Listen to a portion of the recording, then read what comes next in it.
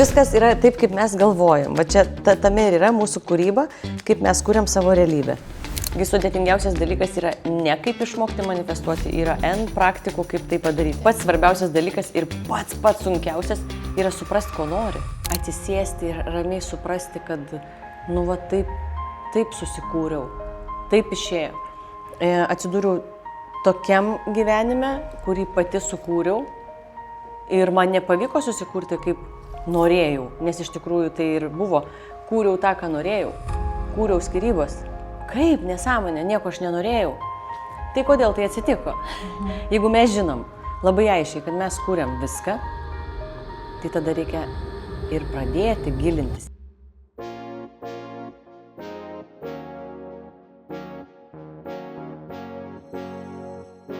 Šiandien aš labai džiaugiuosi, turėdama svečiuose Inetą Stasiulytę ir galvojau, kaip pristatyti šitą nuostabią moterį.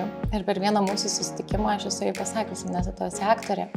O jinai man sako, ne Marija, aš esu Ineta, kuri moka vaidinti. Tai aš labai džiaugiuosi šiandien, man taip iš širdies kilo tas pristatymas, kad susitikti su tavim, tikrąją tavim, tavo ašim, tavo esybę ir tiesiog pakalbėti apie temas, kurios yra labai aktualios moteriams. Aktualiausia tema yra rūbai. Nes per rūbus mes ir susipažinom, ne? Tikrai taip. Vienam gimtadienyje. Aš labai ilgam pasiskolinau jos švarkelį odinį ir ilgai neatidaviau. Tai va, ir tai buvo mūsų pirmas susitikimas, kai mes, jau antras, kai mes jau apsikeitėm. Tada tą paltą, kur mes buvom apsikeitusios, tada buvo trečias susitikimas. Ir taip istorija atvedė į tam tikrą netgi draugystę, galima sakyti, kurią labai džiaugiuosi. Taip. Tai mes šiandien besirašant mūsų pokalbį, iš tikrųjų labai natūraliai ta tema kilo, apie ką aš norėčiau su tam pakalbėti, tai apie išsiskyrusias moteris mamas. Nes visuomenėje yra labai, manau, didelis toks tabu, tarsi standartas, kad arba net gėda pasakyti, kad esi vieniša mama, arba didelis polinkis tą partnerį ir tą santykį, kurį turėjai visą laiką visokiais žodžiais vadinti, menkinti, bet iš tikrųjų žodžiai labai daug reiškia ir atneša į mūsų gyvenimą tam tikras vibracijas, tam tikrą energiją. Ir kaip gyventi kokybėje, netgi patyrus tokį didelį sukrėtimą gyvenime, kaip iš to išeiti. Tai man atrodo, tiek mano patirtis, tiek tavo mes tame esame ir labai įdomus tavo požiūris. Kodėl reikia išeiti? Norisi pabėgti nuo to, kas skaudina. Tai tada ir išeik. Niekas nelaikogi. Bet aš turiu galvoje nuo to jausmo, nuo to santykio tarsi, kad apie tą žmogų atrodo galėtų jis išnykti ir niekaip neegzistuoti. Bet aš žinau, kad tavo požiūris yra šiek tiek kitoks apie tai, kaip kiti turi išnykti ar neišnykti. Ne, bet iš tikrųjų tai aš iš viso neturiu jokio požiūrio, ką kiti turi daryti ir ko jie turi nedaryti. Man svarbiausia, kad jie būtų patenkinti tame, kame yra. Ir jeigu, pavyzdžiui, moteris nekenčia vyro ir nuo to jaučiasi stipresnė, nes jai yra 1000 kartų baisiau atsisėsti ir išverkti tą savo skausmą, kurį jinai patyrė būdama su juo, o ne jisai ją įskaudino, nes tas paleidimas su nuoskaudu sukuria labai vidinį didelį skausmą. Mes nenorėdamas išreikšti to skausmo, nes tai yra per daug baisu, tada pasirenkam pykti, jausti agresiją, norą kontroliuoti visus jo veiksmus, kaip jis elgiasi su vaikais, kaip jis daro ką, per vaikus keršyti, dėl to, kad atsisėsti ir ramiai suprasti, kad taip susikūriau, taip išėjo. Atsidūriau tokiam gyvenime, kurį pati sukūriau, ir man nepavyko susikurti kaip norėjau, nes iš tikrųjų tai ir buvo. Kūriau tą, ką norėjau. Kūriau skyrybas.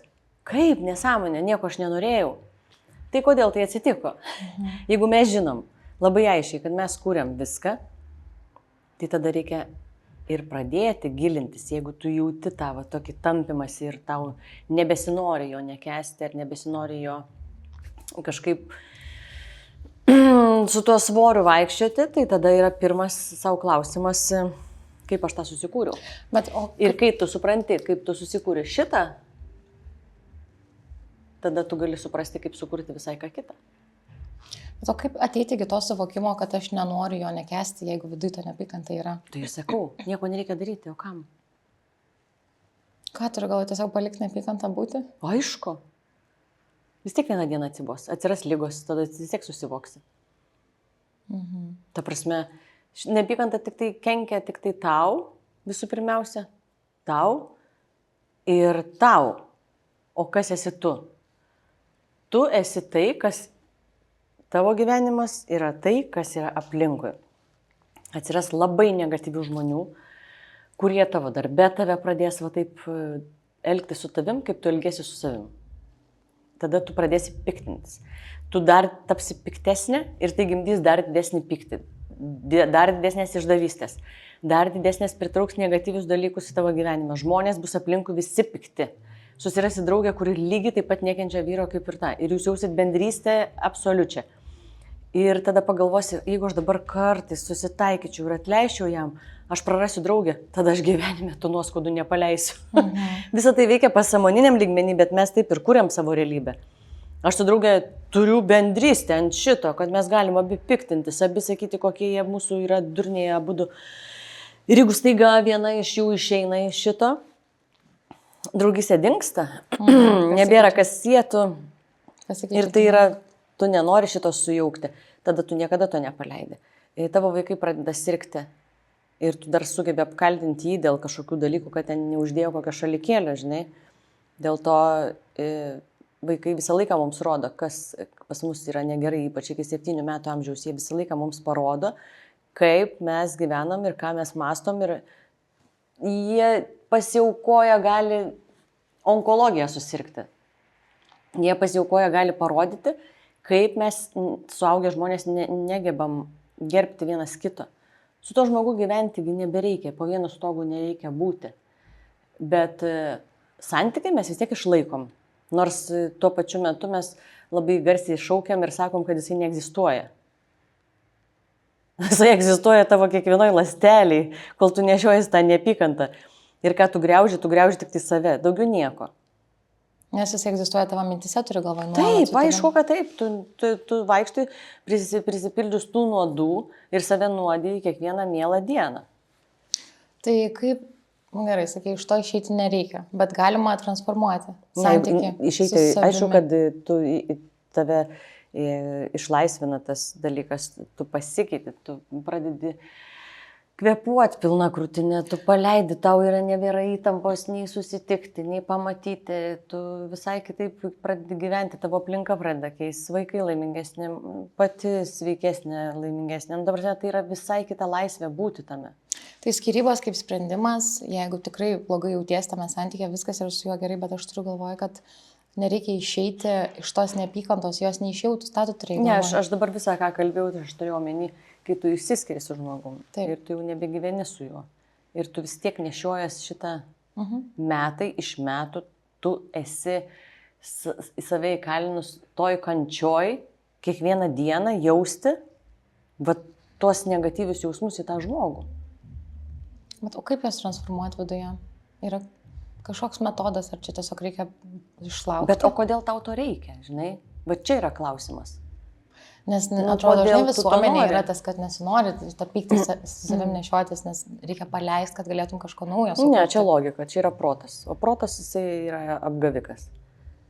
Ta prasme, čia yra tas pats, kas pasakyti, oho, žiūrėk, va čia yra biškai purvo, žinai, jau dulkių, aš turiu išsivalyti namus.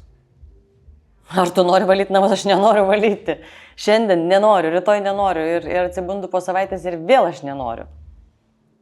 Bet tu sakai, reikia išsivalyti namus. Ir eina ir valo. Žinai, o tu, kai valaisi namus, kai tu turi kvėpimą išsivalyti, tai vat, galbūt, kai ateina ta būsena, tai kol tu tik tai sakai, kad reikėtų išsivalyti namus, aš jaučiu, taip negalima, taip negerai, aš jau pati nemėgstu vaikščioti šitam purve ir aš jaučiu, kad mane tai slegia, mane tas gniužda, aš grįžtu namo, aš esu jau pikta ir ant savęs, ir ant visų, kad aš neišsivaliau, kad aš nesugebu susitvarkyti.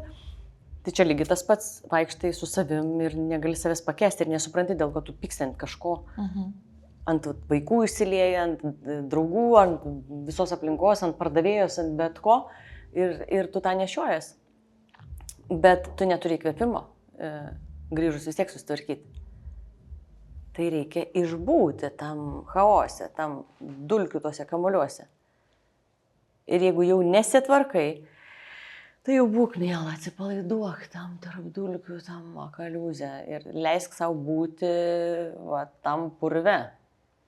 Ir kai tu leidi savo būti vieną dieną, mėnesį laiko, tada ateina jau toksai nusiraminimas ir sakai, labai aiškiai jaučiu, kad pradeda užeiti noras išsivalyti. Tik tai nežinau kaip. Yra tam tikros priemonės. Šluota, šlapias skuduras, ne? Ir kita prasme tai yra įvairios terapijos, ne? Ir jų yra ta prasme dabar keliančios tą sąmoningumą, susipratimą, kaip išvalyti tą kambarį, ne? Visokiausios chemikalinės priemonės, supranti, kur ten tikrai visus tarakonus, visus parazitus, netgi tavo kvėpavimo takus gali, užatakuoti taip iki ligoninių. Arba tu naudoji kažkokius natūralius, ten citrinas, išplauni su citrinu, ten kokį nors skysčių ir paskui tau limpa kojinės, supranti, nes labai ekologiškai išsivalynamus. Ir tu gali čia irgi tam vidiniam savo toj laboratorijai irgi prisidaryti visokių nesąmonių.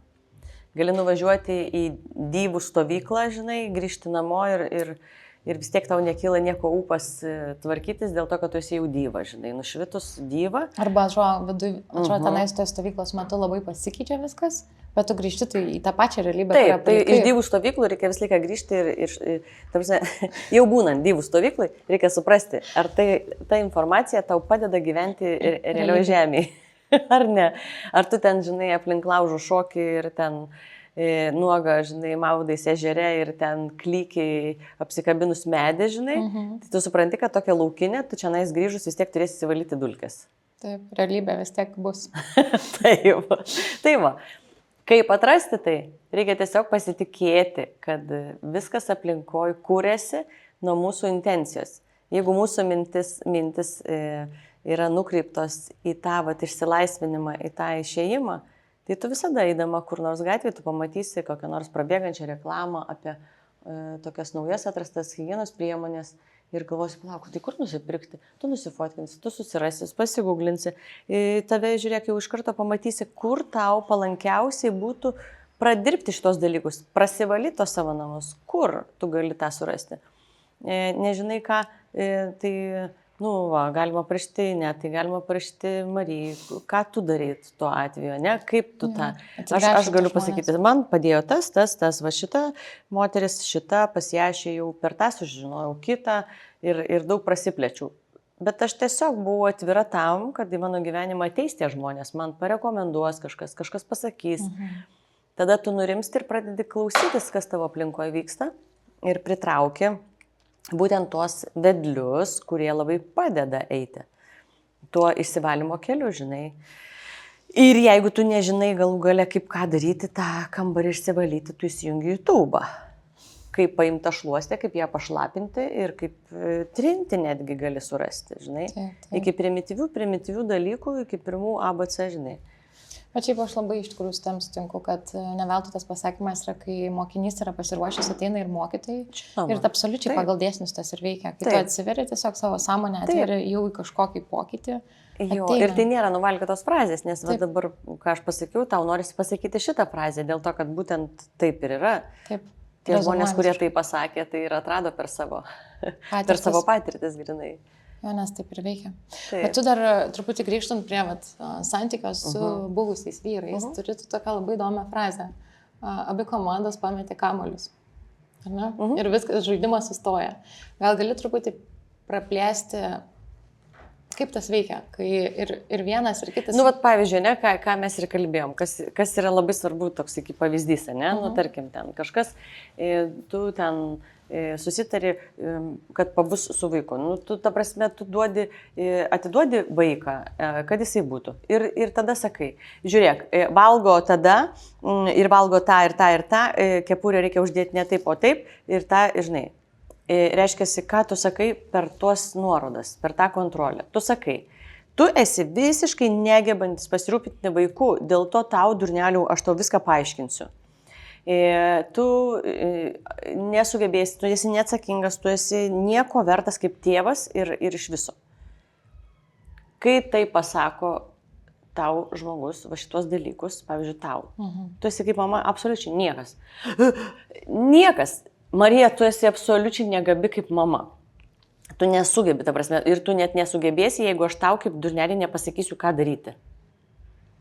Kas gimsta tavy, žinai, tavo vidus visas priešinasi tam pasakymui, nes kiekvienas mes stengiamės. Mes padarom ar nepadarom, čia yra klausimas, bet mes kiekvieną kartą labai stengiamės savo geriausių būdų, kaip mes galim.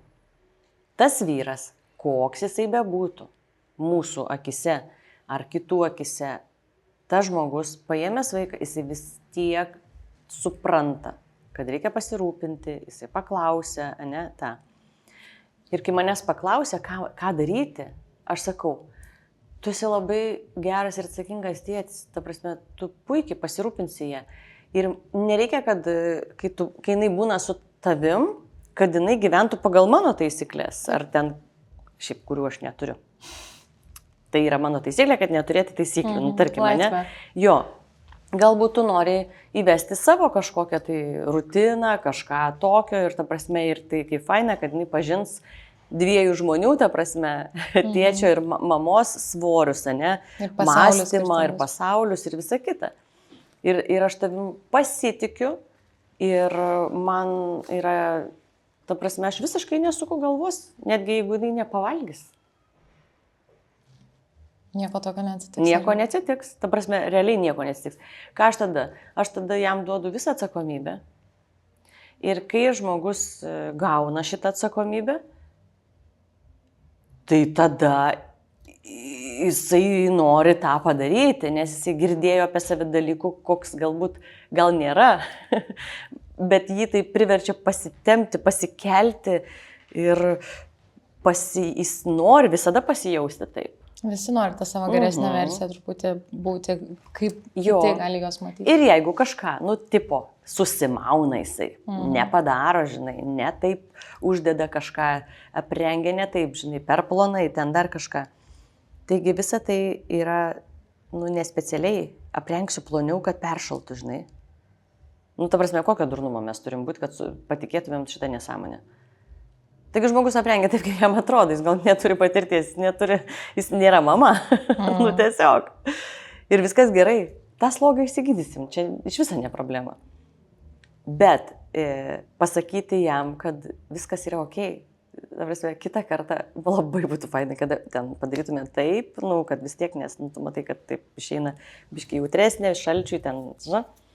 Ir va tada, sakau, pameta jo galvoj, dvi komandos pameta kamuolį ir tada nesupranta, dabar jinai turėjo rėkti ant manęs ir sakyti, koks aš visiškas nukvakęs ir nieko vertas, nes iki tol jinai rėkė visą laiką taip ant jo ir sakė visus tos dalykus, o staiga jinai sako, viskas okei, ta prasme, viskas gerai. Ir tada, tai kaip čia tada? Tada mes galim kažkaip normaliai bendrauti, nes ašgi noriu, aš stengiuosi pagal savo galimybę. Baigėsi realiai ta tokia toksiška komunikacija visiškai, nes tu neduodi peno. Baigėsi šitos nesąmonės, sakau, tas nesąmonės. Ne tai, kad, pavyzdžiui, ašgi galiu pasakyti kažkokius dalykus, ką, sakykime, ką jinai mėgsta ten, sakykime, ten burgerius, ar ten galėtumėt nuvažiuoti burgerius, žinai, pasiūlyti. Bet neįsakinėti kaip paskutiniam neturinčiam nuovokos žmogui. Gerbti jį. Gerbti jį žmogų, nes kaip tu gali negerbti, kaip tu gali negerbti to žmogaus, su kuriuo tu pragyvenai ten 80 metų. Tugi jį mylėjai, tu su juo mėgojai, tu su juo kūrei, atostogavai, buvai savo noru, nieks tau šito neliepė daryti. Taip. Tai kur dingo va šitas visas dalykas? Vien dėl to, kad kažkas pabaigoje ten nepaėjo, kažkas nesutapo, kažkas pasisuko ten, kaip žmonėm, pasisuka galva, ne, ten ar moteriai, ar vyrui, pasisuka galva ir užsimano, žinai, kažkokio kito gyvenimo, žinai. Okei. Tai dabar aš ir klausimas. Aš tave žiūrėk, kas yra meilė? Aš tave myliu, tu mane myli? Myliu. Ir aš tave myliu. Ir tau pasisuka galva, tu užsimanai kažkokių kitų dalykų iš šono. Ir tada aš klausiu, tai reiškia, tam žmogui pasisuko galvelė ir tada aš tavęs nebemyliu. Tai iš esmės, tu myli žmogų ar nemyli. Tu myli žmogų, kai jisai tave myli, tu myli žmogų, kai jam susisuka, nes tu iš esmės myli tą žmogų. Kaip tu myli savo sesę, kokia jinai bebūtų. Tu myli savo draugą ir tu gali suprasti, kad draugė daro nesąmonę, bet tu ją myli ir tu ją palaikai. O savo artimiausius mes, žinai, tipo priprantam ir tada jau turim teisę kažkokią, žinai, sakyti, tu darai neteisingai arba tu darai teisingai, tu turi daryti taip. Ir įsiveliam iš šitos nesąmonės ir visas tas galiukas, kaip vyksta tos išsiskyrimai tie visi, išsitaškimai. Ir tada mes pradedam gyventi visą šitą. Užbraukiam, tu man neegzistuoji, tada atsistumėm šitą, išsididinam šitą neapykantą ir pradedam savo naująjį poskyrybinį etapą nuo šūdo krūvos visiškos. Ta pagarba, ta meilė, kur buvo, čia nebuvo nieko, žinai. Tu man nebeegzistuoji. Ne, tu esi tas pats žmogus. Tiesiog tu esi dabar atskirai nuo manęs. Ir ką aš darau su šituo, su šituo. Kiekvieną sakinį, kaip aš dėlioju su juo. Kiekvieną mintį, kaip aš apie jį turiu santykį. Mes irgi kalbėjom kad narkomanija vaikam, priklausomybė prie visų aparatūrų, prie visokiausių narkotikų ir visa kita. Tai yra tiesioginė pasiekmė, kai mama negerbė tėvo. Kas šiaip man buvo labai įdomi šita mintis. Ir taip yra, tiesiog taip yra. Nes kas yra narkotikas? Narkotikas yra labai suteikiantis didelį malonumą. Ir tai yra labai labai panaši tokia vibracija, tokia vidinė būsena, kai tėtis ir mama besąlygiškai myli vaiką. Ir jisai jaučia tokį saugumą ir tokią ramybę. Ir tas jų ta abipusė meilė, kuri perina į tą vaiką, jisai jaučia tokį, jokio trūkumo nėra. Taip. Ir jisai tokioj harmonijai ir gyvena. Jisai yra saugus, jam nereikia nieko. O ten, kur vyksta ta vaikas jaučiasi jau nuo pat mažens vienas, absoliučiai vienas ir jisai yra, ir jam norisi to jausmo, tai jisai kala tą tabletę ar kažką ir jisai išskrenda, jisai būna to iliuzijoje. Tai euforija dirbtinoji, kurią jisai turi dirbtinai susikelti, nes mes badaujam, kai mes neturim tos besąlygiškos meilės, iš niekur priėmimo to neturim. Lygiai taip pat tas vyras, kuris yra, žinai, jisai irgi badauja, jisai kovoja, jisai bando pasakyti, aš stengiausi, aš nepagalvojau, žinai, aš norėjau, eik tu, ką tu norėjai, būtum norėjęs, būtum padarę. Ir čia yra tie tokie žeminiai, tokie šliužų pezalai. Ta prasme, tai yra šiukšlės, absoliučiai šiukšlės. Tai jeigu nori įsivalyti tą kambarį, tai paimk skudurą, paimk priemonės, kur tau kvepia ir valykis. Nes nuo to daug dalykų priklauso, ypatingai tavo pačios laimė. Jo, ir tas visas užsisukimas į negatyvą iš tikrųjų neatneša niekam daug vertės, žinai, ypatingai. Jinai duoda labai daug naudos. Jeigu pasąmoniniai mes suprantam, kad ten pasąmonė pas mus yra daug visokiausių tų konservų, smirdančių ir belio kokių įsitikinimų, kur logikai neatitinkantis dalykai, ką aš ir sakiau pradžiai. Kad kai tu atleidi ir paleidi, tai yra didžiulė sankaupa didelio skausmo. Taip. Ir mes labai bijom šitą patirti. Nes tada tu turi nueiti, tarkim, į terapiją, ar tu turi susitikti su draugė ir tu galiausiai turi atvirai pripažinti, kad tau tas skyrybinis momentas yra žiauriai skausmingas. Ir tą paleisti, tą emociją yra kartais taip baisu. Taip. Ir tada tu geriau renkiesi ją taip nuryti, o kai tu nuryji, tu čia jauti diskomfortą ir tada iš tavęs eina tik tai pasipiktinimo žodžiai ir žudantis. nes tada tu jautiesi tvirta, bent jau kontroliuojanti. Nes kai tu paleisi šitą visą dalyką, išverksi, išdainuosi savo šitą skausmą, tu jį suvoksi, baisų dalyką. Nes kas aš esu? Kaip susitikti su savim tada Kas reikia? aš esu tada? Kodėl taip viskas darosi? Kas su manim negerai? Kaip va šitaip ir kas aš tada esu? O aš tada esu tyras ir baltas lapas, kai aš galiu atsikelti, paimti dantų šepetuką ir pradėti naują dieną ir galvoti, ką aš noriu kurti.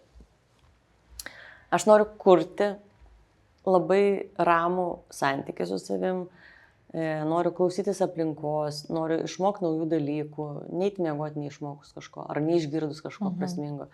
Tu tada pradedi tą baltą lapą kažkaip prašytis, kažką vis įsirašyti, kažką užpildyti save kažkokiais dalykais. Susikurti naują playlistą kažkokį, kuris tau duoda visiškai naują energetiką, kur tokios muzikos gal net neklausai pradedi. Tada tu pradedi save kurti iš naujo ir ta švelni tokia energija pradeda tekėti ir tu supranti, kad stiprybė būtent ir yra tame išsivalyme, o ne tam suknistam savęs griaužime ir kito žmogaus dar griaužime ir dar vaikų sveikatos sutrikdžiuose. Šiaip labai gražiai pasakai, kad išdainuoti skausmą, net nebuvau girdėjus tokios frazės. Ne? Yra tokia Theta Healing terapija, būtent toks pratimas yra širdies daina. Kai tu atsisėdi, sau ramiai suradus momentą ir tu tiesiog susijungi su savo širdim, tu jauti tą plakimą, tu jauti kaip jinai plaka ir tada tu tiesiog leidi sau išleisti garsą, ką tavo širdis pasakytų, kaip tai skamba jos balsas, ne? Ir tai gali nustebti, nes jisai gali ne visada būti, žinai, kažkokios gėlytės. Gali būti visiškai visai kitas garsas. Ir va tas toks intimus tas procesas, jisai labai labai išlaisvina. Nes tu pradžiui gali nesitikėti, kad tau iš viso pavyks, tu gali labai nedrąsiai, labai tyliai, po trupučiuką leisti tą garsą ir išleisti.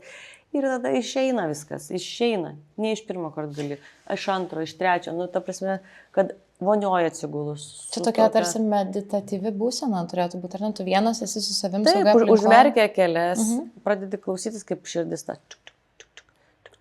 Nes jinai yra vienintelis realus įrodymas, kad tu esi gyvas. Tas tik. Ir tylomis galime išgirsti. Ir ta širdis, jinai visą laiką viską kaupia, viską girdi, viską. Ir ateina, tu esi bandžius, aš kaip suprantu, ne kartą. Bet tai gerai, tai aš esu, tarkim, vonioje, ramiai susikaupusi. Šiaip labai faina vandenį, vonioj, gulint, įsidėti tą tokią kaladę druskos. Nes druska irgi tą negatyvą ištraukia. Vanduo duoda informaciją, pripildo, nes vanduo yra ta seniausia struktūra žemėje, kuri kaupia visą informaciją. Tai irgi labai faina, tu gali gulėti tam vandenį su ta druska ir tada būtent druska ištrauks ir tau padės lengviau tam atsitikti. Tiesiog susikaupė, aš tiesiog noriu metodas, kad jis įrašytų. Vonioje, tarkime, atsiguli ramiai susikaupi. Įsiklausai savo širdį ir tuomet natūraliai kyla tas garsas. Tu turi mintį nukreipti veiksmą. Tu turi nukreipti į savo širdį. Jeigu sunku susikoncentruoti su organu, širdim kaip organu, tai tada gali koncentruotis į tą mergaitę mažą, kurią tu prisimeni. Pavyzdžiui, tu gali prisiminti ją save 3 metų, 6, kokią tu... kaip jinai norėjo, ką jinai svajojo. Koks buvo jausmas, ar ne? Ir kaip nepavyko. Žinai, prisikuriam, prisifantazuojam su draugėm, čia tą, žinai, viską. Ir tada tiesiog intuityviai, čia mažiau galvoti, čia reikia protą išlaisvinti visiškai, čia reikia tiesiog leisti savo pajausti tą, kas eina iš vidaus.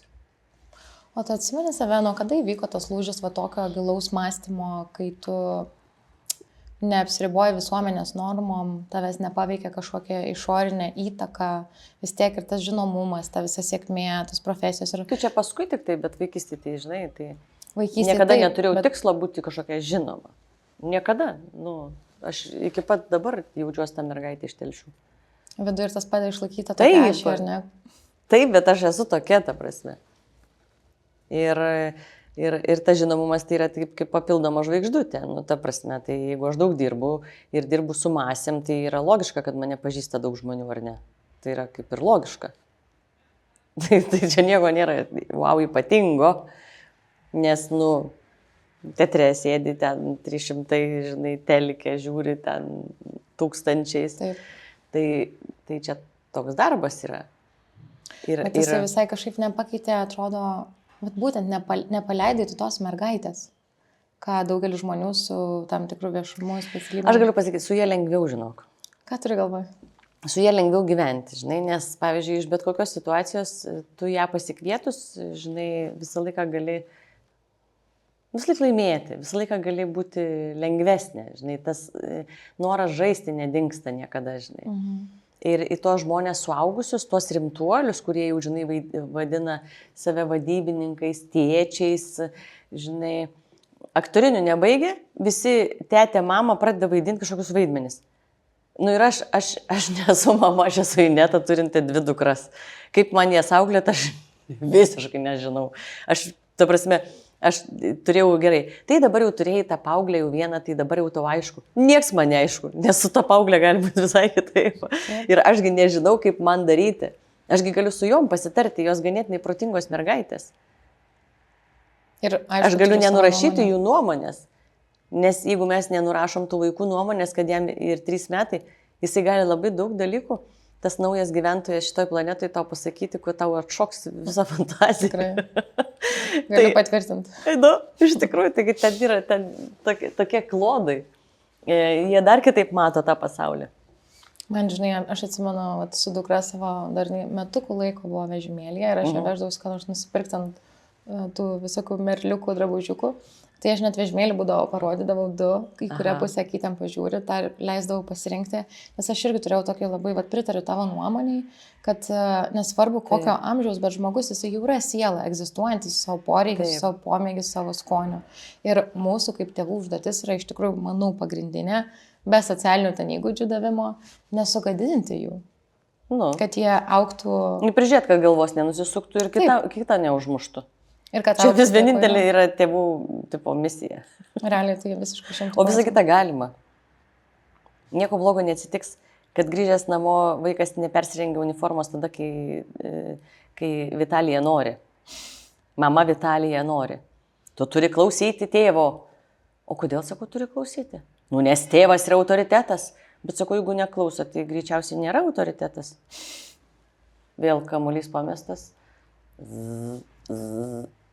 Nesąmonė, turi klausyti tėvo. Kodėl? Tai jisai net ne autoritetas, jisai net neįkvėpia to vaiko nieko daryti. O kaip manai, kokio mąstymo yra ta tėvų kategorija, kurie yra vaikams autoritetai, kurie įkvėpia vaikus? Tie, kurie paleidžia visišką laisvę? Ne, nebūtinai. Nebūtinai, jie gali būti irgi labai tikslus, kažkokie labai tokie su taisyklėm ir visa kita. Čia visiškai nepriklauso nuo to. Aš manau, kad paslaptis yra pagarba. Tu nori klausytis to žmogaus, kuris tave gerbė. Arba priešingai. Tu neišgirsi iš to žmogaus nieko, jeigu savęs negerbė.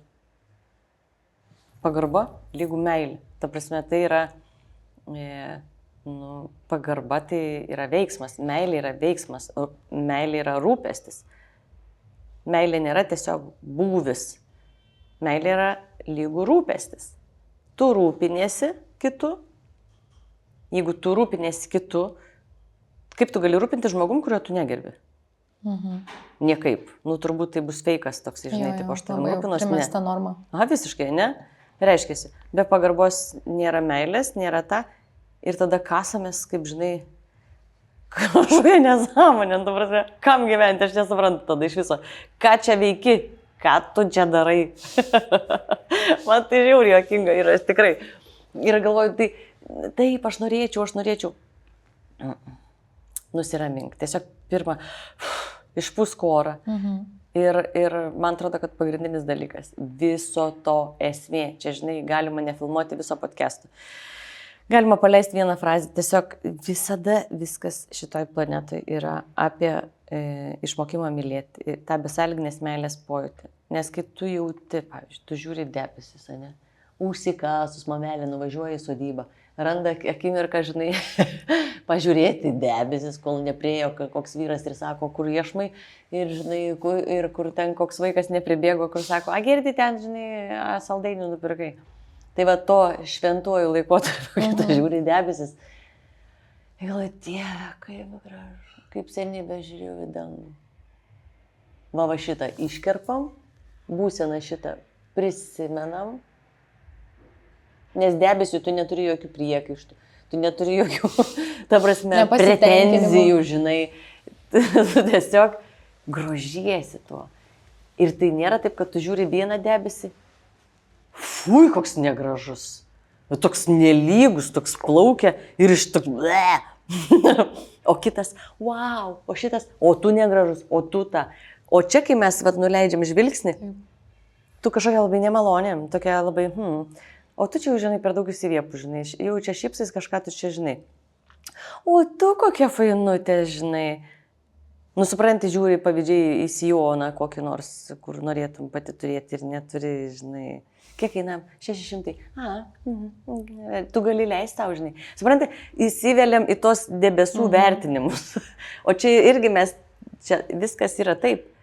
Tai paslaptis yra ta, kad kaip tu sugebi besąlygiškai grožėtis debesiu, tu lygiai taip pat turi išmokti grožėtis čionais, kas šliaužioja aplink mus. Ant žemės. Ant žemės. Tai laimingo gyvenimo toks paslaptis vidinio pasaulio. Nes tu niekaip neįsivalysi namų, kol tu savį nepajausi debesio grožio. Tos besąlyginės meilės, ar ne vadinamos? Absoliučiai, taip. Tai žiauri banaliai skamba, bet iš tikrųjų... Čia, žinai, nieko naujo, kaip ir podcastas vadinasi mūsų, nieko naujo. Nieko naujo. Nieko naujo. Bet tas visas vidinės tiesas, prie kurių mes dažnai negrįžtam per tą triukšmą. Tai išsivalius, bet iš tikrųjų šiaip nėra lengva pasiekti tą besąlyginę meilę ir, kaip tu sakai, reikia susirasti tas priemonės, kurios atveda mus. Žiūrėkit, visų pirma, yra labai lengva. Čia nėra lengva, yra įsitikinimas. Jeigu aš tikiu, kad nėra lengva, tai viskas su tavim gerai. Iš tikrųjų, tau nėra lengva. Čia viskas yra gerai. Čia yra įsitikinimas. Bet jeigu, tarkime, tiki, kad yra lengva, tai tas labai... Ne, jeigu tu žinai, tu jauti, kad tai yra lengva. Kol kas neturi nei žalio supratimo, kaip tai padaryti, bet aš tikiu, kad tai yra lengva. Bet tavo šitas požiūris, man labai įdomi vieta, gerai, kad mes prie jos priėjom. Tas požiūris užtikrintumo, kaip savo pasakyti, kaip yra, žinai, nes tu turi tą savybę. Gal tiesiog daugiau pasidalint, gerai, pavyzdžiui, aš sakau, atrodo visuomeniai nėra lengva, moterim nėra lengva pripažinti, kad ten nėra, kad buvęs vyras, viskas su juo gerai. Atrodo, daug kas pasakytų, nėra lengva. Tu sakytum, labai lengva. Persidaunau kodą. Ir man labai lengva su juo, viskas gerai, nes iš esmės, čia iš tikrųjų toks maža akimirka smegenyse. Taip. Ir ta prasme, kaip save pagautais momentais, kad pakeist tą, yra kažkokia technika? Tai tu vis tiek, pavyzdžiui, sėdi tyloj, tugi supranti, apie ką tu mąstai. Ar ne? Kartais, aišku, tai yra inercija, jeigu atranda šiek tiek sąmoningumo, tada pradedi galvoti, kodėl aš neveikiu. Tai čia reikia pradėti šitą momentą gaudyti. Kur energija, ten ir... Kur ta mintis, ten energija, kur energija, ten yra jau materija. Ir viskas, ir tai kūrėsi. Tu gali pradėti mokinti, šnekėti pagarbiai su žmonėm. Arba bent jau mažiau žodžių, pradėti nuo mažiau negatyvių žodžių, arba iš vis, kad jie būtų kuo neutralesni. Pavyzdžiui, mano atveju, aš atsimenu su žmonėms, su kuriais būdavo sudėtingiau bendrauti. Aš turėjau taisyklę atrašyti į laiškus ar žinutes, maksimum iki 3 žodžių, geriausia 2, idealu 1. Taip, ne. Eiktų. Taip, ir man žinau, kaip gerai veikdavo, paskui, nes tada nebėra už ko užsikabinti ir nebesisuka, kaip tu sakai, abu kamuoliai pamesti. Taip, nes tada nelabai gali interpretuoti, gali ten išgalvoti viską, taip, kas vyksta. Aha.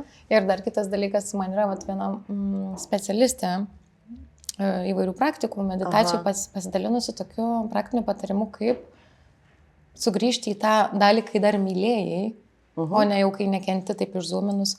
Tai reikia prisiminti tą momentą, kai dažniausiai tai būna žmonėm arba vestuvių diena, arba vaiko gimimas, prisiminti tuos mažus momentus. Bet jeigu yra daug skausmo, žinai, tai yra, tu nenori iš vis prisiminti, tu nori sudeginti viską, tu nori ištrinti, nes tai ir yra, kai tu tą paleidi skausmą, ten yra visas tas grožis. Žinai, o priimti šitą visą patirtį kaip tavo grožį ir išverkus, išbuvus, išraudojus, kad visa tai dingo. Žinai, tas netekties jausmas yra, kaip ir neteko žmogaus, ta prasme, taip. Tai yra netekties jausmas. Ir to nesinori prisileisti, nesinori. Bet tas būtent besąlyginės meilės jausmas, kai tu tą žmogų matai kaip sielą, kaip, gerai, jeigu sunku suprasti kaip sielą, tai kaip mažą berniuką, kuris daro taip, kaip tu nori, kaip jisai nori. Mergaitė maža. Pardavėja sėdi ten su ševeliūra, žinai, visą nervuotą, žinai. Tu matai tą mažą mergaitę, kuri buvo tokia, greičiausiai tu panašia šukuosena, žinai. Ir visuose žmonėse pamatyti tą mažą vaiką, nes tas vaikas niekur nedingo. Ta prasme, mesgi jau suaugę, subrendę, biškelį pasikeitę, susiraukšlėję, mesgi suprantam, kad ta mergaitė niekur nedingo. Tai, ta prasme, mano va šita ranka, jinai ir buvo mažesnė. Ta prasme, aš buvau mažesnė, žinai, mažesnė papūkai arba iš vis nebuvo. Dabar čia mano kūnas, mano oda išsitėsi. Aš esu čia ta pati, aš niekur nedingau. Ir tu esi ta Marija, kur buvo ta mergaitė. Greičiausiai jinai mokykloje buvo visai kitokia negu Ineta. Jinai buvo tokia, žinai, labai tokia, čia viskas, žinai, taip. Supranti? Ir jeigu aš, pavyzdžiui, nežiūrėčiau su ta meilė, žinai, kaip tai mažai Marijai, žinai, tai aš tada galvočiau, kad ta Marija, jinai, kai, žinai, ta prasme, kažką apie mane galvoja, tokio negero, žinai, biški tokia, jinai neprieinama, tokia, kažkokia gal net pasikėlus, tokia, žinai, ką žinau, nelabai patinka, žinai, man jinai. Supranti? Taip. Labai iš karto tu padarai apie žmogų tų barjerus, tokius iš ankstinės prielaidas, kurios nebūtinai net yra faktinė tiesa. Absoliučiai. Bet jeigu tu žinai, kad, kažkada netgi yra žmogus, kuris yra iš tikrųjų nemalonus, nemaloniai elgiasi, ane? Nes jame yra ir malonaus, ir nemalonaus. Kaip mes vaidmenis, pavyzdžiui, kuriam, tai mūsų vaidmens paslaptis yra fainas vaidmuo arba ne fainas, tai mes turim paslaptį. Yra, 3 žmonės ir aš. Ir aš kaip aktorė, aš turiu surasti santykį su tavim. Nes kaip ir gyvenime, yra šeima. Taip. Su sūnum aš kalbu, žinai, su dukra atneš ten, žinai, tą. Dabar, aš pradedu keistis priklausomai nuo to, su kuriuo aš bendrauju, žinai, tai iš vis tuščia vieta. Supranti, yra skirtingai, su ta čia, žinai, ir aš darausi skirtingą, mano vaidmuo visas blikuoja. Ir gyvenime mes taip ir elgiamės, mesgi aktoriai ir atvaizduojam tikrus žmonės. Tai ir yra realybės atvaizdavimas. Tai šitas suprantant, kad ir pastebint, kaip tu su vienu žmogum taip elgiesi, ne? Dėl to, kad jisai tau kažkoks... Ne. O kitas yra labai mielas, kažkoks labai mielas. O tai yra tie patys vaikučiai viduj, kurie išmoko taip gyventi. Jie išmoko taip piktintis, arba taip džiaugtis, arba taip nusišnekėti. Nes juos išmokino jų tėvai. Jie augino taip, kaip jie mokėjo, nes juos užaugino, kaip mokėjo. Ir tu supranti, kad tu žiūri į vieną žmogų, bet tu matai visą giminės eilę, kodėl jis yra dabar toksai. Tau atsiranda atlaidumas žmonėm. Tau atsiranda tas toksai vidinis šypsnis į žmogų, kokio jisai piktumo bebūtų, kaip jisai bebūtų, ten visas, žinai, sproksta žmogus, putos, drimba. Ir tu tiesiog, jeigu dar gali kažkaip, gali staiga jį taip biškai atpeikit, paliesti ranką, tiesiog padaryti kažkokį veiksmą, kad aš girdžiu, kad tu dabar maištauji prieš visą pasaulį. Aš su to niekaip nesusijus, bet aš suprantu, kad tau dabar yra net tas laikas, tau yra labai labai blogai. Supranti, būti tam palaikymui ir ta šypsena, tas šypsnis kyla, kai tu matai žmonės. Tu gali apkabinti reikiamą momentą, tu gali kaip tik išmokti pasakyti savo ribas. Apsisukti ir neklausyti ir išeiti. Nes tau nereikia klausyti šito mažo vaiko kažkokių tai tokių įsidirbinėjimų ar kažko.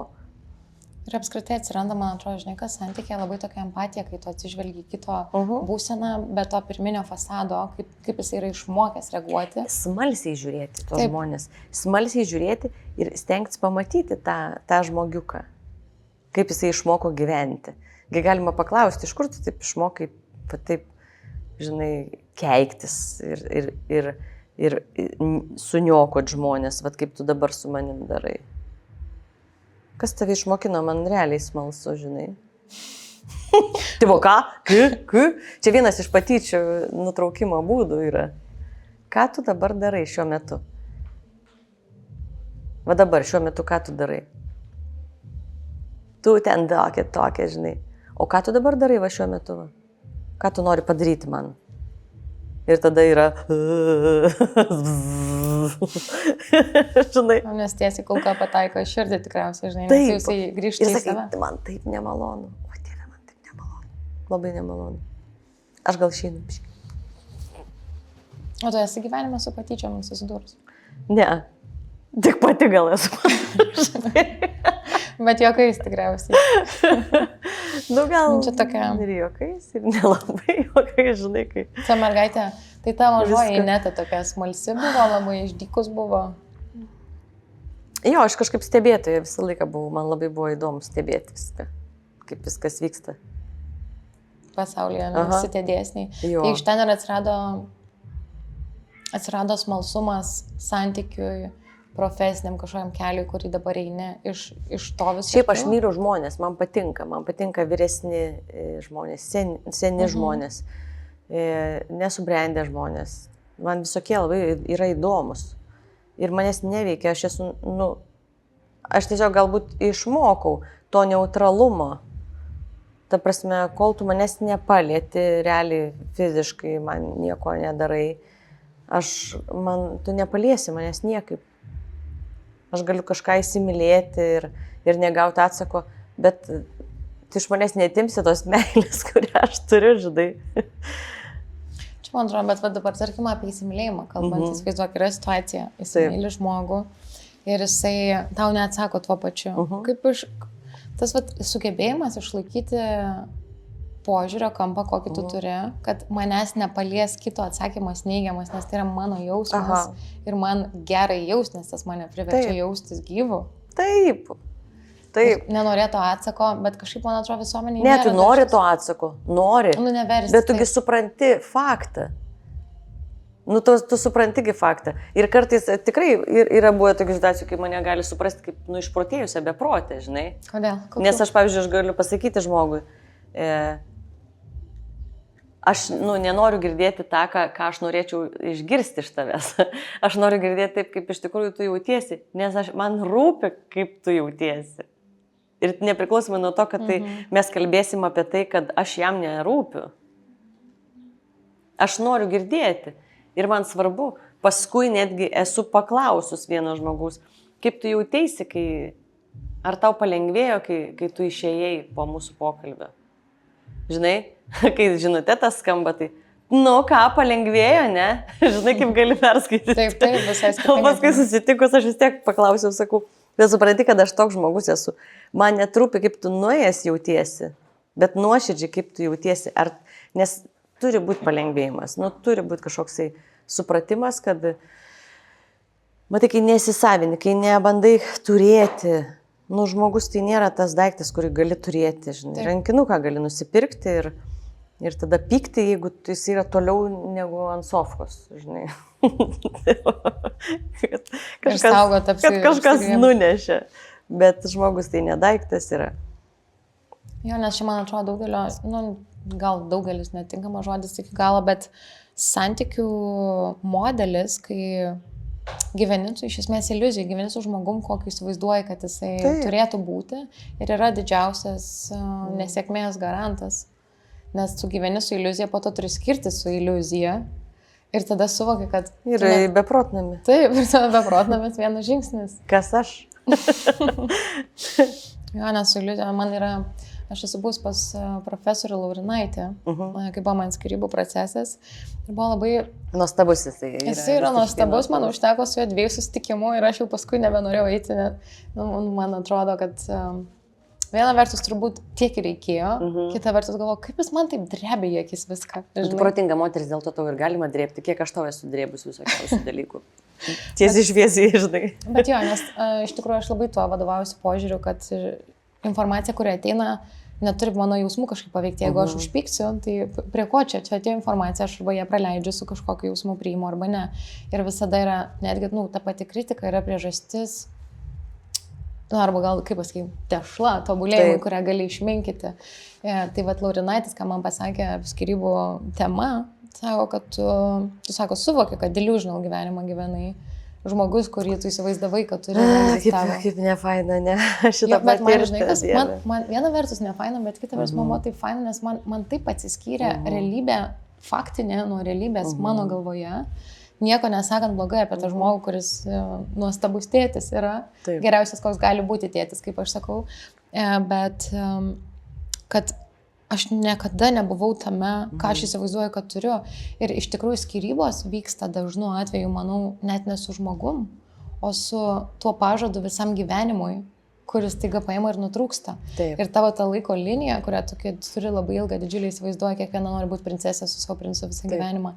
Va tas nutrūksta. Tu realiai atsisveikini su tuo, su ta idėja, su ta iliuzija, su to jausmu. Taip, kad nepavyko, kad neišėjo. Ir čia tas ir yra, kad atleisti reikia realiai. Tu pyksti ir tu neatleidi ne tam žmogui, o savo. Jo, arba per toli gal šokai su savo pažadais arba įsivaizdavimu. Bet tai dėl to, supranti, aš, pavyzdžiui, nesu ištekėjus dar. dėl to, kad pažadas, aš griežtai tikiu, kad pažadas yra ne kitam žmogui atiduodamas. Tu turi pažadėti savo, kad aš prisiekiu su tavim būti. Aš prisiekiu. Aš savo prisiekiu, tą turi galvoje. Sau. Aš esu nusiteikus čianais būti tą, ką aš savo pažadu. Tai reikia pastangų, tai reikia valios. Ir aš savo pažadu, kad aš darysiu viską, kad būčiau su tavim, kad aš tau būčiau ištikima, kad aš tave mylėčiau, kad aš tave palaikyčiau sunkiausiose situacijose. Aš noriu tą pažadėti savo. Ir tada, kai 2 žmonės identiškai, jie pažada, kad jie bus kartu ir jie kurs va šitą dalyką. Nes kitam tu gali pažadėti ir sulaužyti tą pažadą. Sau sulaužyti pažadą, biškis sudėtingiau yra. Ja, visiškai. Žinai. Bet tu čia dabar taip pašiftinai mano požiūrį į netgi santuokos įžadus. Tai žmonės visą laiką kalba ir jie vienas kitam prisiekia. Nors iš esmės jausme tu turėtum savo viduje prisiekti savo pats. Nes tu priėmė šitą sprendimą, Čia nėra pažadukų šou. Aš tau pažadu, žinai, ir aš tau tada pažadu, žinai. Kiek yra neatsakingumo tame, nes kitam tai žinai. Bet žinai, kas keista, kad niekas niekada, jeigu čia, nes šiaip atrodo labai logiška, bet man niekas niekada to nepasakė nuo pat vaikystės, draugų rate, socialinėje aplinkoje, jaunavedžių kursuose, bet kur man niekas nepasakė, kad tas pažadas tai yra savo. Visi kalba apie pažadą kitam, tai čia iš esmės toks yra visuomenės, netgi, kaip truputį ne iki galo teisinga. Taip, nes neprisėmė atsakomybės. Tu tiesiog pažadi. O ką žinau, kas rytoj bus, žinai? Jo, ir permetė atsakomybę ant kito. Šiandien aš tau sakau, kad aš viską padarysiu. O rytoj, matysim, žinai. Ir tada gyvena šeima ant lagamino abudu, žinai, sėdi. Tai vienas, tai kitas. O ką manai apie santykius, kur tarkim, žmonės netiki santuoką, bet, nu, arba nežinau, ar netiki gal, bet nesituokia, bet gyvena kartu visą gyvenimą, ar ten kažkiek laiko, kiek jam norisi. Ir viso to kaip ir priežastis yra, kurią savo grindžiasi, kad nesusituokus, tu tarsi kiekvieną dieną turi stengtis, nes nesubjaurėsi, žinai, kaip būna nepadėtas parašas, dėl to tu, bet kuris gali bet kada išeiti. Bet jeigu jie taip tiki, taip ir yra. Šiaip jau. Labai logiška vėlgi. Taigi viskas yra gerai. Jeigu jiems yra gerai, tai jeigu net jie ir trysia gyvena, ir jeigu jiems yra gerai, o mums čia atrodo, kažkokia nesąmonė, taigi jiems gerai, viskas gerai. Šiaip man atrodo, žinai, kas yra labai svarbu, sugebėti, kaip, žinai, tu toks geras pavyzdys atsisėjimo nuo kitų gyvenimų. Kaip kam gerai taip tas gyvena. Jo, laiminga esi? Laiminga. Nelaiminga? Nori ką nors su tą padaryti? Jo, iškart kontroliniai klausimai. Varom gerti kavos, žinai. Nori kavos išgerti? Geriam. Nebenori, viskas gerai, okei. Tai mesgi tie pakeleiviai, mesgi įsėdam į tą traukinį, nežinau, trūliką, beleką. Pavažiuojam statelę, tie žmonės keičiasi, išlipa. Mūsų traukinys yra asmeninis. Mesgi visą laiką judam, kalbam apie procesą, kad mes keičiamės, mes kintam, mes mastom vienaip kitaip. Ir toj savo kelionė, šitam savo traukinį, mesgi susitinkam to žmonės, kartais įeina draugių ratas vienas, paskui nebeaktualios temos, žinai, paskui įlipa kitos, keičiasi, vėl kažkas atsiranda, vėl kažkas išlipa, kažkas numiršta, nebegrįžta į tą traukinį. Tu vėl tada važiuoji ilgai vienas, tada vėl kažkas ateina. Nu taip ir yra, kai mes irgi neseniai susipažinom, ne? Taip. Tai dabar tu esi mano traukinį įlipus, važiuoji su manim ir aš tavo traukinį įlipus važiuoju su tavim. O ką manai apie tą pasakymą, kad reikia padaryti vietos, paleidžiant senus žmonės, senus santykius, draugus, tam, kad ateitų nauji? Tiesa? Nu, jeigu taip tu galvoji, tai reikia tau daryti tą vietą. Aš galiu pilną trobą prisikviesti, jeigu aš taip galvoju, žinai, kad pas mane guminė, pavyzdžiui, guminis kambarys ir jis tamposi, arba aš galiu tiesiog daryti priestatus, žinai. Aš galvoju, kad viskas yra taip, kaip mes galvojam. Va čia tame ir yra mūsų kūryba, kaip mes kuriam savo realybę. Jeigu aš tikiu, kad gerai, Ineta, aš išklausiau tavo to interviu, žinai, labai fainai, labai tikrai įsikvėpiau, labai viską supratau, iš tikrųjų taip faina, žinai, tą pajutau, bet. Ir va tas bet viską nuneša, ta prasme. Nieko aš nesupratau, nieko aš nepajutau, nieko čia neįvyko, žinai. Nes tas bet reikia iš kalbos, iš viso išimti žodį bet. Jo, vis laik taip sakoma, viskas, kas prasideda po bet. Ir viskas, nes tas bet gražina atgal į tą pačią kokybę, kad vis tiek jisai durnius. O kaip su tokiu požiūriu, gerai, turiu požiūrį, man viskas sekasi, ar ne? Ten aš visus myliu, mano namas guminis, žodžiu, pozityviai gyvenam. Taip.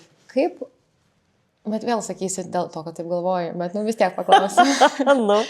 Kaip neperžengtos ribos iki delusional, jau to tokio, žinai, jau perdėto įsivaizdavimo, kad spraktelsiu pirštais ir viskas bus. Ar iš tikrųjų spraktelsiu pirštais ir viskas bus, jeigu tu tikėsi? Taip, bet taip ir yra. Bet iš tikrųjų. Bet reikia įdėti ir veiksmą, nėra taip. Aišku, žinai, veiksmas tai būtinai. Ir reikia ir smalsiai klausytis viską aplinkui. Jo, bet turbūt tą ir turiu galvoje, pataisyk mane, jeigu neklystu, bet kad atsiveri ar ne, pakeiti požiūrį, esi labai open, atviras ir formuojanti savo realybę, savo žodžiais, savo mintimis. Ir tada, kai nesėdi tiesiog ant sofos, pradedi daryti tam tikrus veiksmus. Ir kaip sakai, pradedi klausyti informaciją, tai reiškia, kad išgirsti kažką nors į tą pusę. Ir tu tiesiog teiraujas, ar neuduodi kažkokią intenciją, veiksmą. Žinoma, ir tu turi daryti veiksmus. Bet ten, pavyzdžiui, kokioje manifestacijoje, sudėtingiausias dalykas yra ne kaip išmokti manifestuoti, yra N praktikų, kaip tai padaryti. Ne? Pats svarbiausias dalykas ir pats sunkiausias yra suprasti, ko nori. Ir ko nenori. Ne. Manifestuojant yra tik tais, ko nori. Nes esu šiaip girdėjus irgi praktiką, kad labai apsibrėžiant, ko nori, labai svarbu apsibrėžti, ko nenori. Žiūrėk, Pavyzdžiui, tuo metu, kai tu apsibrėžinėjai, va tuo laikotarpiu, sėdė užsidegų žvakelę, žinai, įjungus sąrašą ir sudarinėjai, žinai, ko aš nenoriu. Kur tavo yra energija? Tavo energija yra, kad įvyktų visa tai, ko tu nenori. Ir aš nenoriu šito, ir šito, ir šito.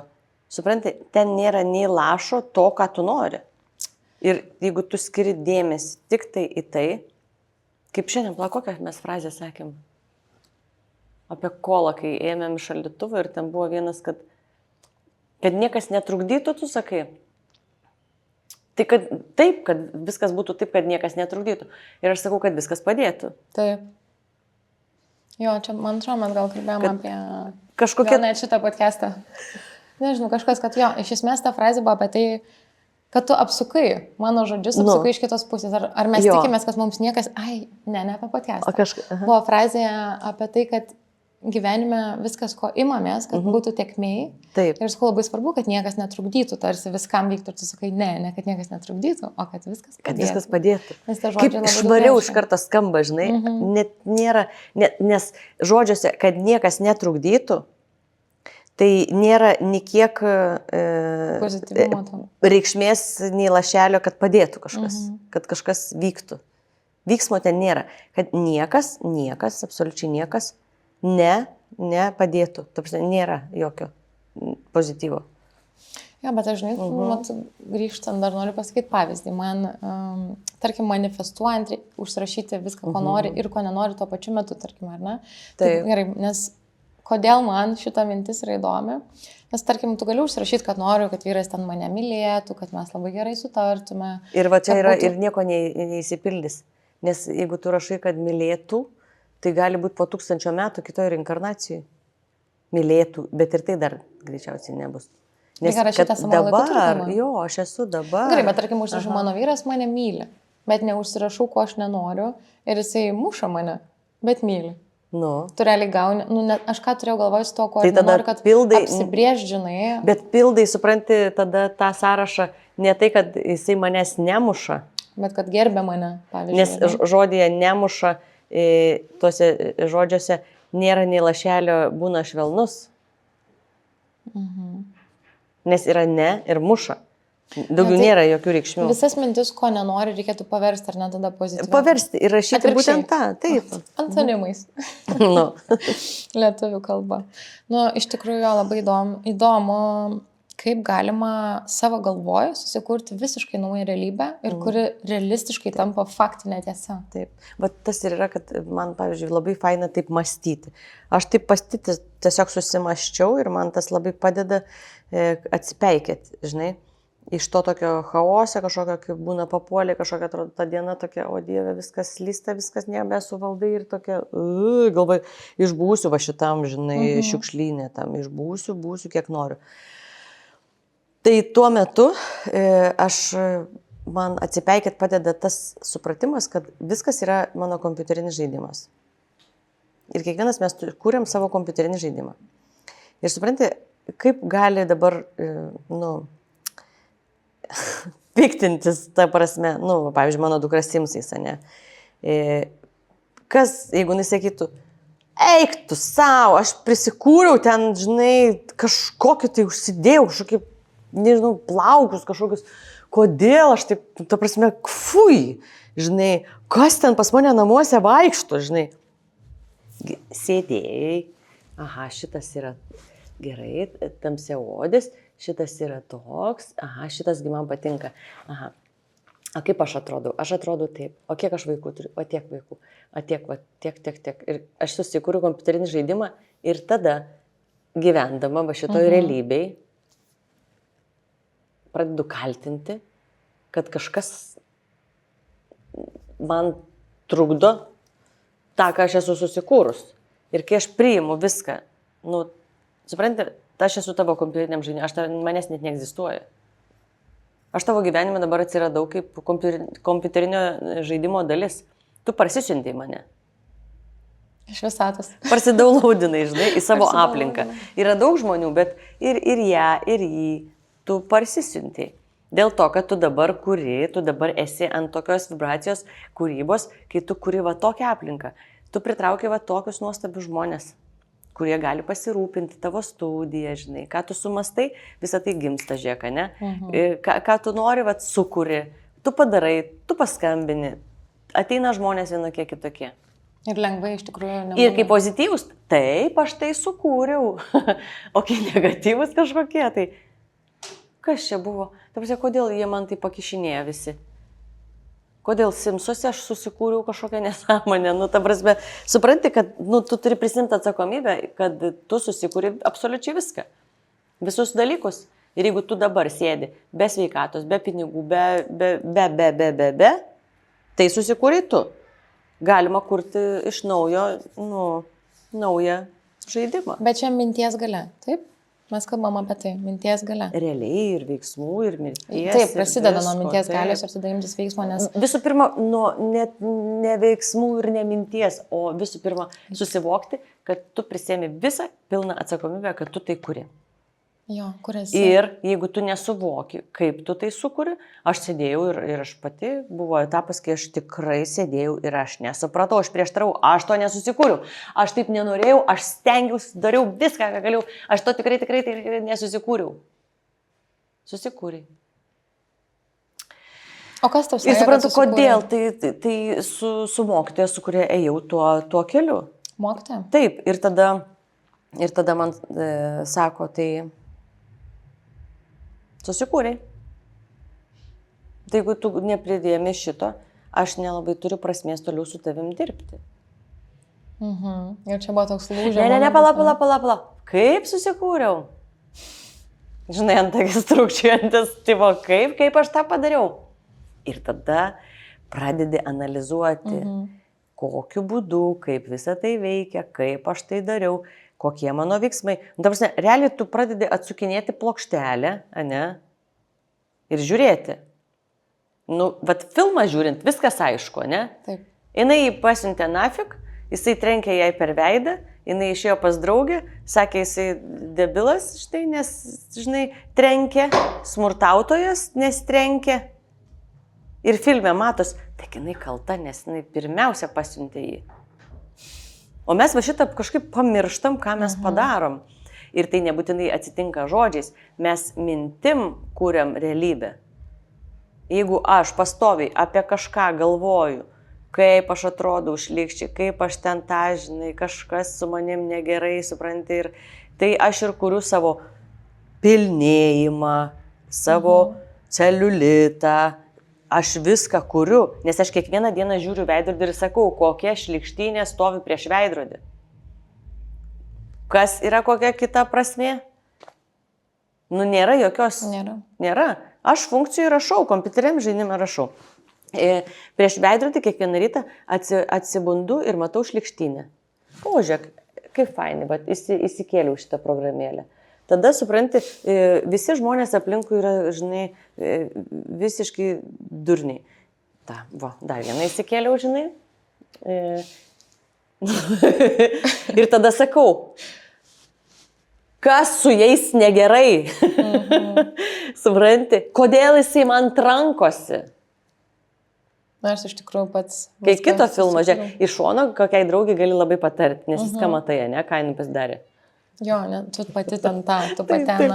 Čia labai faina, man labai patinka. Aš taip apsidžiaugiu, kad aš supratau, kad jeigu aš susikūriau tokį šūdą, aš galiu lygiai tokią pat dar stipresnę tą pozityvę energiją, kuriejos aš turiu, kai aš galiu pradėti kurti kažką naujo. Ir tada realiai aš turėjau išmokti, va taip realiai vaikščioti iš naujo. Tai pasakyti savo nuomonę, santykį apibrėžti savo ribas, išmokti... atstovėti, nes, pavyzdžiui, aš turėjau tokių įsitikinimų, kaip išsakyti savo nuomonę arba kažkaip pasakyti, ką aš noriu, tai yra pasipūtimas. Tai ne jokia, ne savigarba, ne kažką, man, ta prasme, savigarba man buvo lygų pasipūtimui. Įsivaizduoju kokią logiką. Sunkiai įsivaizduojama. Taip, tada geriau žiūrėk, ne jokių konfliktėlių, viską nuleisti ramiai, žinai, nereikia čia nieko aiškinti, viskas gerai, žinai. Pasakė, tai ką pasakė, tai pasakė, tai žmogui norėjos ir pasakė, žinai, ir galiu prisitaikyti, galiu tą. o paskui galvoju, palauk, o kodėl čia, žinai, visą tai tik kyla, didėja ir tada gauni tokį srautą ir tada nesupranti, taigi aš tiek stengiausi nutilėti, aš tiek stengiausi savęs negerbti, tiek stengiausi savęs nemylėti, ašgi viską padariau, kad susiknis savo gyvenimą. Ir tada, kodėl jis susikniso? Ašgi viską dariau, kad susiknisti ir kodėl jis susikniso? Todėl, kad aš tai ir padariau, žinai. Ir tada aš sakau, nebenoriu. Aš nebenoriu. O tai gal tu į netą ten galėtum. Nu, žinok, ne. O kodėl? Nes nenoriu. Ir man nereikia. Šiaip šitas nes nenoriu. Gyvenimas per noriu, nenoriu. Labai man asmeniškai. Gerai. Dabar vėl sakysi, kad kaip galvoju, taip. Bet tu jau girdi mano balsą, žinai. Bet man, žinai, kas man labai faina, kad įsisąmonint pavyksta. Taip. Nes tais momentais, kai aš pagaunu savo požiūryje arba kalboje paterną, aš galiu jį keisti. Tai kaip aš pagaunu, man čia labai malonu. Taip, čia yra faina. Čia yra pokyčio momentas. Aš savo mokytojos vatos, kur mane mokino realiai iš naujo vaikščioti, aš visą laiką būdavo įlendu vėl į tą būtinę kažkokią situaciją ir tada iš karto, ką jinai pasakytų. O Dieve, ir toks žvengas paima, nu tikrai, gerai, taisomės. Žinai, girdi tą jos visą mąstymą, ką pasakytų, kaip pažiūrėtų, kaip sureaguotų. Jo, čia tie specialistai, kurie šalia lydi, man yra net atsvaizduok mano, nes aš lankau psichoterapiją labai daug metų. Taip. Ir geri tabletės? Ne? Ne. Tiesiog paklausiu. Lankau psichoterapiją daug metų ir man terapeutė čia kažkada sako, Marija, gal jums jau nebereikia ateiti. No. O aš sakau, jums jau nebereikia valytis dantų. Jis sako, reikia. Sakau, tai man irgi reikia. Man terapija yra kaip asmeninė higiena, viena vertus. Buvo galbūt čia su kažkokiais gyvenimo pokyčiais ir dar tam tikrų dimensijų ar ten kažkokių energetinio pasaulio atradimų, dvasinio pasaulio ugdymo. Gal tas ir pasitrauks, bet iki šiol man tai labai tarnavo. Ir tiesiog noriu pasidalinti vieną mintim, kad aš labai daug gyvendavau savo galvoj, bet su tuo, žinai, ką reikia padaryti, kaip padaryti, kur nuvažiuoti. Ir atrodo, šiandien netiek ir daug visko tarsi buvo kažkurioje dienoje, bet aš vakare vis tiek vienodai pavargus. Ir tai man sako, bet o ką jūs, Marija, veikiat, kai jūs vairuojat? Aš visada galvoju, dirbu, sukuosi, važiuoju, darau. Taip. Tai net momentuose, kai, tarkim, fiziškai, faktiškai nedirbau, mano smegenys visada jaučiasi kaip tam fight or flight režime, tam pagrindiniai įtampai. Ir tas nuovargis nuolatinis, tada atrodo, niekur nėra laiko niekam į save sugrįžti, sustoti tais momentais, nes tiesiog net neduodi savo erdvės, sustoti akimirkai žavingai ir pagalvoti, kur mano ta realybė nebetenkina manęs ir ką man su to daryti, ką man pakeis, kokius man žodžius, kokias man mintis pakeis savyje, kad jis galėtų ir fiziniam šitam pasauliu kažkaip pasišiftinti. Važiuojant labai fainą atradau dabar kadangi daug būna važinėjų, daug, žinai, tai pusvalandis čia, tai dabar klausaus knygą audio iš audiotekos. Kokią? Stepių vilkas. Pasakok, įdomu. Tikrai verta kiekvienam žmogui praklausyti. Dieviškai stipri knyga, man liko iš 8 valandų jau 1 valanda. Tai aš tiesiog laukiu, kada dabar sėsiu ir važiuosiu dar pusvalandį namo ir aš jau ją, kaip sakyt, pribaigsiu. Nu, tokia stiprumo knygelė apie vidinį žmogus pasaulį, nu realiai, ką mes dabar šnekėjome, ne, ir apie tą tokią depresiją, kaip iš jos išeiti, kaip iš jos atrasti tą išėjimą. Tai va čia ir yra ten yra kaip labai Biblija, gerai, ten ne? viskas aiškiai, žinai, išaiškinta. Tai iš esmės aš labai, sutinku su visom tom mintim, ačiū, kad mane išmokė atkreipdėmėsi, kada jos nei tą pusę. Ir pagirk save už tai, kad tu pati pastabi. Kad aš labai giriu save, kad esu pastabi, džiugiuosi. Nu, nes aš galiu čia daug ką šnekėti. Šiaip iš tikrųjų irgi tiesa, jeigu tu nori vidinio kažkokio tikrai pokyčio, tai tu, kaip ir minėjai, gatvėje pastebi dalykus, žodžiuose, kitų patarimuose, tu jos pasiimi, nes vieniems jie įausis, kitiems pastebėtum ir ką. Aš galiu čia šnekėti 3 valandas. Visiškai. Na, bet pamatai, ateina laikas. Ir kadangi ateina laikas, aš noriu pasidalinti mūsų tokio kūriniu. Aha, taip, labai gerai. Su mūsų žiūrovais. Tai mes su Ineta ne vieną kartą jau esame susitikę ir kūrybingom sielom gimsta projektai, ar ne? Taip.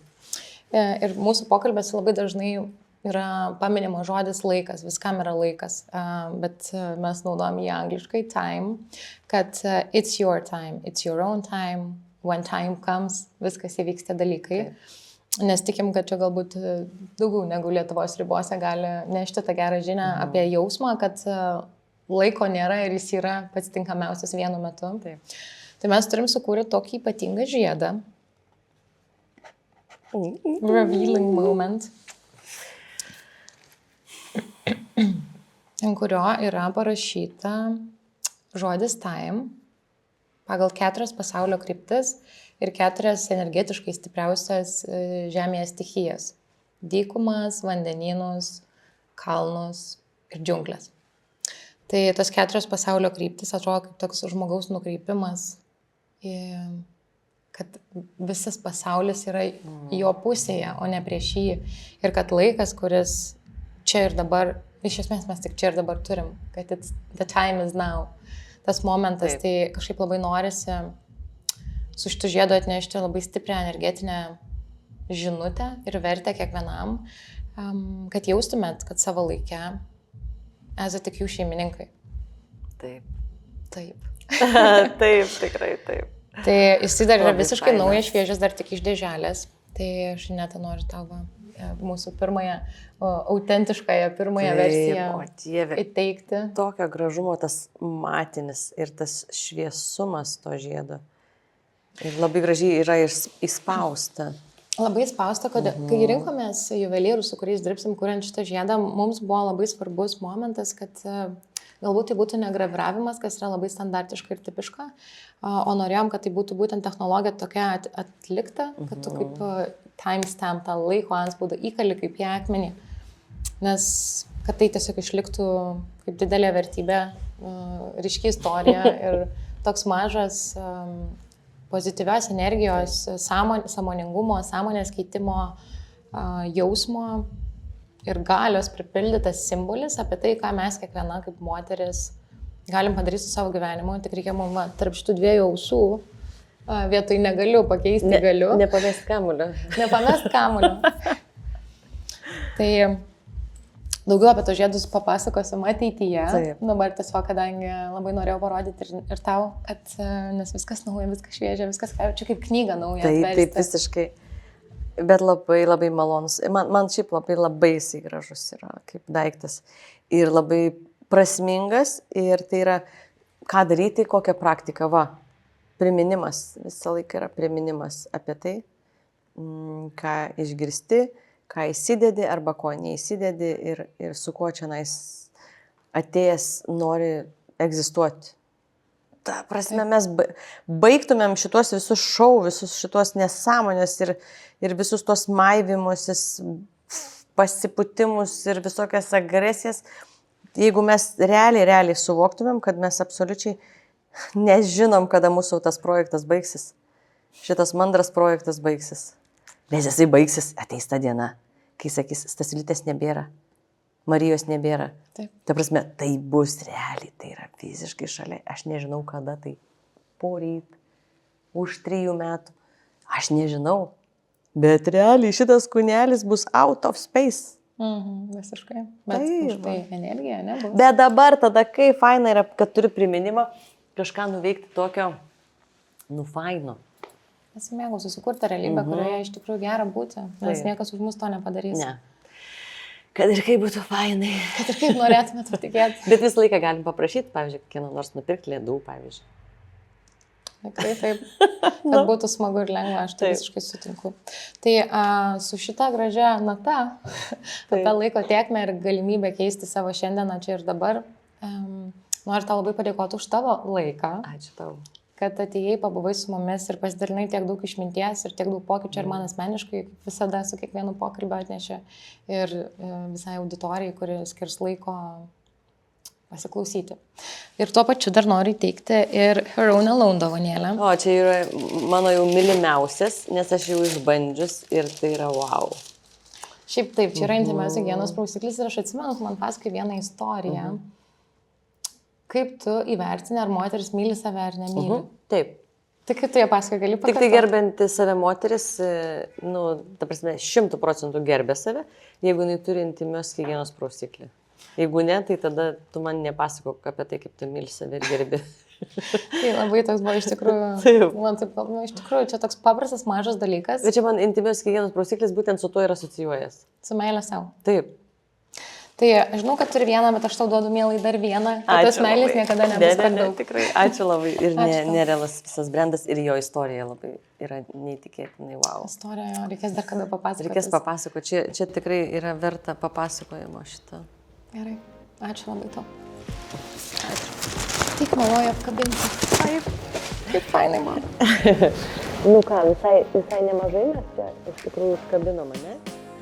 Džiaugiuosi šiandien jums pristatydama naują savo projektą, podcastą Nothing New.